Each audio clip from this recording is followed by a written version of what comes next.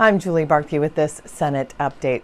Some changes to what alcohol can be sold on Sundays in Minnesota are about to be detailed in the omnibus liquor bill. Senator James Metzen's proposal would allow microbreweries to sell growlers on Sundays.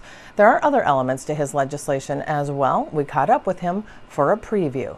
You're about to present your liquor bill, so what can we expect coming from it? It's typically a pretty controversial bill. Oh, I don't think so. That's your opinion. Oh, I think it's been worked out pretty good. Senator Dziedzic and I, Kaselka's been very helpful to lead, and the whole committee's been very helpful.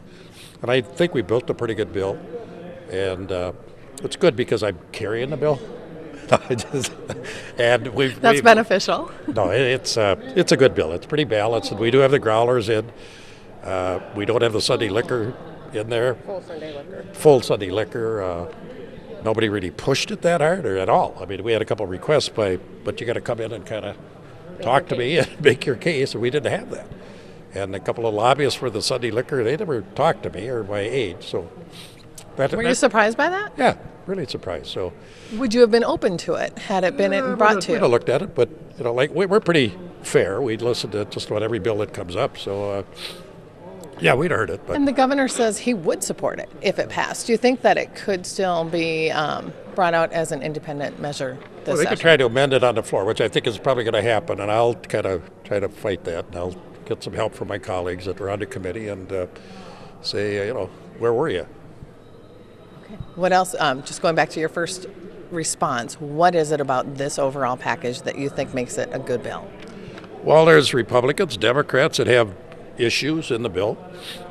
We think it's a pretty balanced approach. Nothing real too, except the Invergrove Heights golf course liquor part. That's the one that's near and dear to your heart. That's it. But anyway, speaking of that though, seriously, there's 3 or 4 golf courses. In my opinion, the golf courses were overbuilt, and they're all a lot of them are struggling.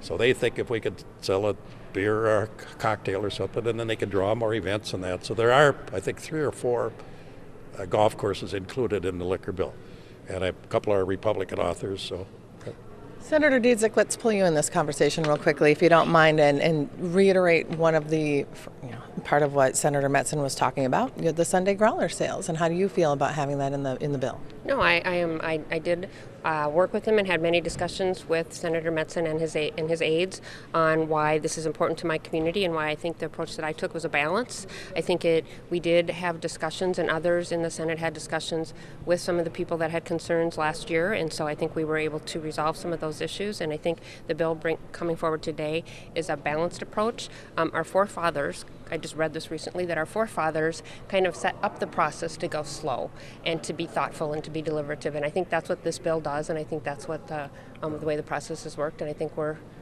listening to the people and responding. Are you pleased with the liquor bill as well? Mm-hmm. Yes.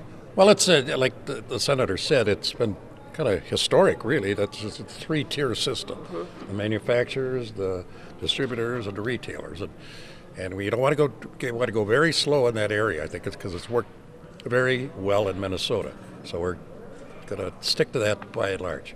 There's a little shift from the growlers, but that's all right.